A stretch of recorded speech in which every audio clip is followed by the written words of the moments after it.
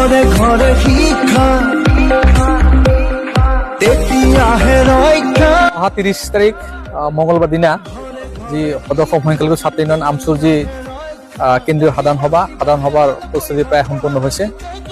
আমাৰ উত্তৰ হামা জিলা আমচু আৰু বঙাইগাঁও জিলা আমচু যৌথ উদ্যোগত আমাৰ যি আমচুৰ কৰ্মকৰ্তাসকল আছে, মই অভ্যৰ্থনা সমিতিৰ সভাপতি হিচাপে সকলোকে ধন্যবাদ জ্ঞাপন কৰিছোঁ।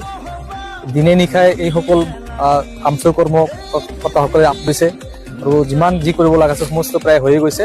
আৰু মই এই চেগত এটা আহ্বান জনাম, আমচুৰ যি কৰ্মকৰ্তাসকল আছে গোটেই অসমৰ পৰা আহি বালাপাত আহিব। বঙাইগাঁও জিলাৰ জয়গড় অঞ্চলৰ যি বালাপাৰা অঞ্চল আছে, বালাপাত আহিব।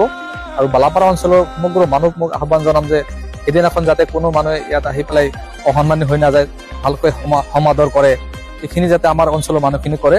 নিশ্চিতভাৱে আমাৰ আমচুৰ কৰ্মকৰ্তাখিনি থাকিবই, ভাগে ভাগে আমি আলোচনা কৰিছোঁ, আমি সমাদৰ কৰাৰ কাৰণে যথেষ্ট চেষ্টা কৰিছোঁ।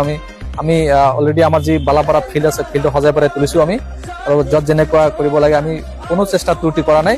আৰু আগন্তুক যি 30 ডিচেম্বৰ তাৰিখে মঙ্গলবাৰ দিনাখন ইয়াত বিভিন্ন অঞ্চলৰ পৰা আমচুৰ কৰ্মকৰ্তা আহিব।